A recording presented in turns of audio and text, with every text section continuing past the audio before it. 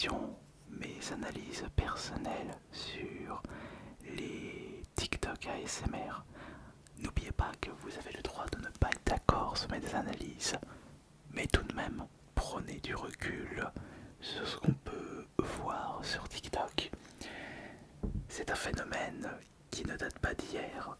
Je constate avec tristesse que beaucoup de personnes utilisent à tort et à travers le terme ASMR, l'hashtag ASMR. Mais il ne faut surtout pas oublier que l'ASMR est un phénomène extrêmement vu sur les réseaux sociaux.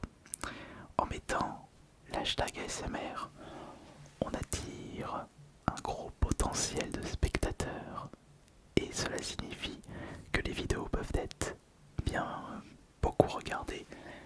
Ça génère des vues, des likes, des abonnés et des revenus. Mais moi personnellement je trouve cela triste de voir autant d'ASMR de si mauvaise qualité. Mais il y a quelque chose que j'ai trouvé très intéressant et que j'aimerais que l'on s'intéresse plus en détail. J'ai eu beaucoup de commentaires de personnes remettant en question mon côté professionnel, artiste ASMR. Après attention, je ne dis pas tout de suite que je peux me considérer comme un pro ASMR. J'aimerais que l'on regarde ça en détail et nous verrons en fin de vidéo si je peux me considérer aujourd'hui comme un pro ASMR. Et n'oubliez pas que vous aurez toujours le droit à la parole. Est-ce que je suis un pro ASMR? Est-ce que je suis un semi-pro? Ou est-ce que je reste un amateur? Toutes les questions, enfin toutes les réponses sont possibles. Par exemple, il y a des gens qui disaient dire que tu es un pro ASMR, c'est du foutage de tronche, tes vidéos ne dépassent pas les 20 000 vues. Mais du coup, il est où le pro ASMR? Les vidéos... non, c'est pas ça. Attends, elle est où là? Il est où le commentaire? Parce qu'il y avait un commentaire qui était très très intéressant. Non, non, c'est pas ça. Non, c'est pas ici. Oui, voilà. Ce genre de contenu m'a toujours dérangé. S'auto-proclamer pro de la SMR pour juger le contenu et la création des autres me triggers. Je remets pas en doute le niveau d'AS Minotaur, mais je trouve l'ambiance un peu trop. Je prends les artistes de haut. Oui, ça peut tout à fait être possible, mais moi personnellement, quand je vois autant de sous-entendus, plus enfin de sous-entendus adultes pour des TikTok ASMR, ça pour moi c'est non, c'est catégorique, ça n'a rien à faire sur TikTok. Quand je vois que des personnes ne savent pas, enfin mettre des bruits hyper stridents dans leurs vidéos ASMR, ça c'est non non plus, mais ça reste un avis personnel bien sûr, puisque c'est propre à mes goûts personnels en tant que client ASMR. Puis avant de me lancer dans la création ASMR, j'étais avant tout un consommateur ASMR et je le suis toujours. Mais donc, maintenant on va se poser les bonnes questions pour savoir si je peux me considérer comme un pro, un semi-pro ou un amateur. Alors déjà, si on prend en compte le côté revenu, parce qu'en effet, une personne peut être considérée comme professionnelle si elle vit de ses créations. Ma chaîne ASMR n'est pas ma seule source de revenus, mais est-ce que aujourd'hui, si je n'ai que cette chaîne AS Minotaur à mon actif, est-ce que je pourrais vivre de cette chaîne? Eh bien, nous allons calculer ça tout de suite. Et pour ce faire, nous allons aller dans les revenus. On va regarder les revenus pour les derniers mois et on va regarder si je peux vivre de l'ASMR. Regardez, moi je vous montre les statistiques qui sont juste ici. Pour le mois de juillet, ma chaîne AS Minator a généré 2355 euros. J'ai un autre mois 2600, 2000, 1600, 1892, 1700. Sachant qu'il faut enlever la part pour les impôts, pour puis les frais divers, ma chaîne AS Minator génère plus ou moins un SMIC. Donc professionnellement, par rapport aux revenus, je peux me considérer comme un pro de l'ASMR parce que je pourrais réussir à vivre de mes créations ASMR. Donc de ce côté-là, je peux me considérer comme un pro. Sauf que il ne faut pas s'arrêter uniquement aux revenus parce qu'il y a beaucoup de personnes, et là je suis d'accord, qui vivent de l'ASMR mais qui ne savent pas manipuler les triggers ou qui font des vidéos qui ne sont pas de l'ASMR, mais comme ils ont mis de l'ASMR dans les hashtags, ils génèrent beaucoup de revenus. Alors, à votre avis, est-ce que par rapport à ma façon de faire, comment je shoote ou comment je manipule les différents objets que j'ai entre mes mains, est-ce que vous trouvez que c'est assez efficace? Et est-ce que je peux me considérer comme un pro de l'ASMR ou suis-je encore un amateur? Je dirais que les personnes, selon moi, qui peuvent se considérer comme pro sont les personnes qui sont pointilleuses sur leurs faits et gestes et qui savent quoi faire pour relaxer les spectateurs. Si tu arrives à faire endormir les spectateurs facilement, tu peux te considérer comme un pro de la l'ASMR. Oui. Et attention, il ne faut pas qu'il y ait de la triche, comme par exemple plus mettre en avant ses attributs. Non. La SMR, bon, il en faut de tout pour en faire un monde. Il y a des personnes qui se retrouvent relaxées parce qu'ils sont un petit peu trop à fond sur des formes plutôt opulentes, comme le dit si bien Dr Robotnik devant Rouge Veut Patte. Mais moi ce n'est pas ça que je recherche personnellement. Et c'est pour ça que là on part encore sur de l'analyse personnelle. Moi ce que je recherche c'est le son, c'est la qualité du chuchotement, les ambiances. Je m'en fiche que la personne a de super attributs, puisque c'est pas ça qui me relaxe moi personnellement. Je préfère écouter une personne moche comme un pou, mais avec une voix hyper relaxante, plutôt qu'une personne, une beauté infernale, mais qui ne sait pas du tout relaxer, qui a un chuchotement strident. Donc, c'est à vous de savoir si vous trouvez que mes vidéos ASMR sont relaxantes ou pas. Après, est-ce que je peux me considérer comme un pro par rapport au matos que je possède? Bon, vous allez me dire, c'est hyper facile d'être pro ASMR juste en achetant le bon matos. Regardez, des micros, la lumière, un fond noir, un zoom, une caméra. Allez, pour environ 2000 euros, vous avez tout le nécessaire pour pouvoir faire des vidéos de très bonne qualité.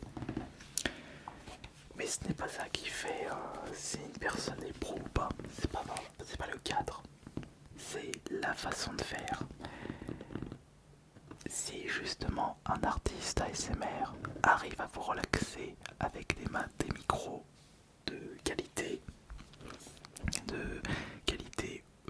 AliExpress, non pas AliExpress, de qualité Action, des micros qui ne valent que très peu d'argent, si l'artiste arrive à vous relaxer avec des décors qui ne sont pas adaptés à l'ASMR, ça c'est c'est un excellent point.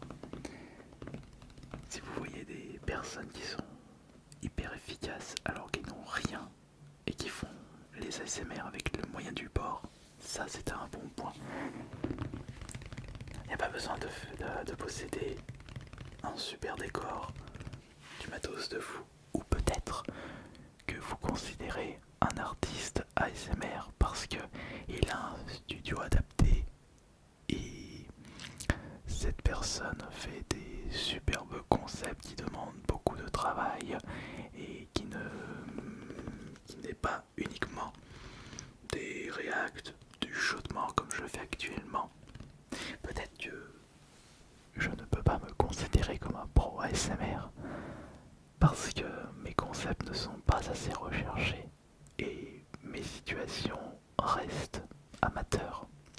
Oui, alors là c'est vrai que je suis d'accord par rapport à ça. Je ne peux malheureusement pas me considérer comme un pro parce que mes vidéos ne se font pas dans un cadre dit professionnel, des studios d'enregistrement adaptés, du matos dernier cri, des cadres dignes de studios de cinéma. Parce que là actuellement moi ma pièce ASMR c'est une chambre que j'ai adaptée pour le contenu ASMR avec un fond noir ici, des plaques moussantes pour améliorer la qualité du son et j'essaye de faire avec les moyens du bord. On va dire que malheureusement je n'ai pas beaucoup de temps pour me mettre à fond à l'ASMR et peut-être que si je n'avais que cette chaîne j'aurais peut-être proposé des trucs de meilleure qualité, qui sait, parce que j'aurais eu plus de temps et donc peut-être que par rapport au fait que je ne passe pas l'intégralité de mon temps à créer du contenu ASMR, peut-être que ça fait que je ne peux pas me considérer comme un pro. C'est tout à fait possible. On m'avait expliqué également qu'un pro, enfin qu'une personne peut être considérée comme pro s'il dépasse les 10 000 heures de pratique. Ah, ça c'est intéressant. Et j'avais constaté que j'avais sorti à peu près 1500 vidéos totales sur cette chaîne ASMR. Bon, il y a des shorts qui ne demandent pas autant de temps, mais j'avais fait de l'ASMR sur ma chaîne principale, donc on va faire une moyenne. Si on considère que chaque vidéo faite me demande 1 heure de temps, entre l'installation, le montage et tout le tralala, je passe à peu près 1 heure pour faire une vidéo ASMR, en moyenne bien sûr. Et bien en prenant en compte cette statistique, je n'ai malheureusement pas dépassé les 10 000 heures de pratique. Allez, si je prends un petit peu plus de marge, je peux dire que j'ai passé à peu près 2000 heures pour créer du contenu ASMR, mais je suis très loin des 10 000 heures. Donc ouais, en effet, je ne peux pas me considérer comme artiste ASMR pro.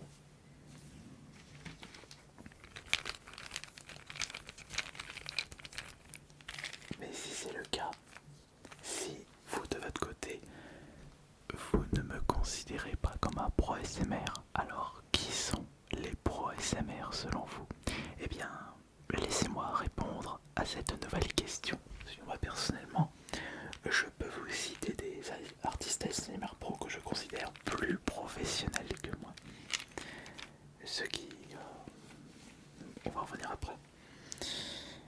Parce que je voulais vous dire un truc, mais évitons de partir dans tous les sens, bien sûr. Regardez. Je vais vous citer des artistes ASMR qui ont des gros studios, du matos de pointe. Jojo ASMR, Massage ASMR, Made in France ASMR, Cottage ASMR,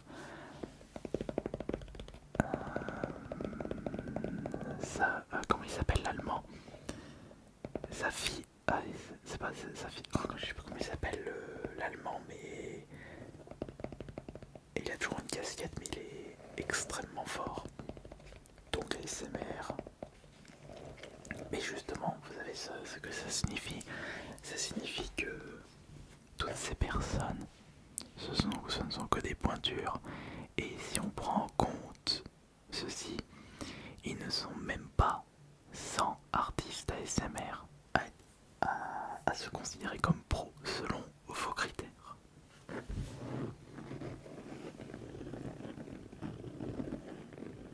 Ah oui, et si je me pose cette question à moi-même, est-ce que moi je me considère comme un pro ASMR?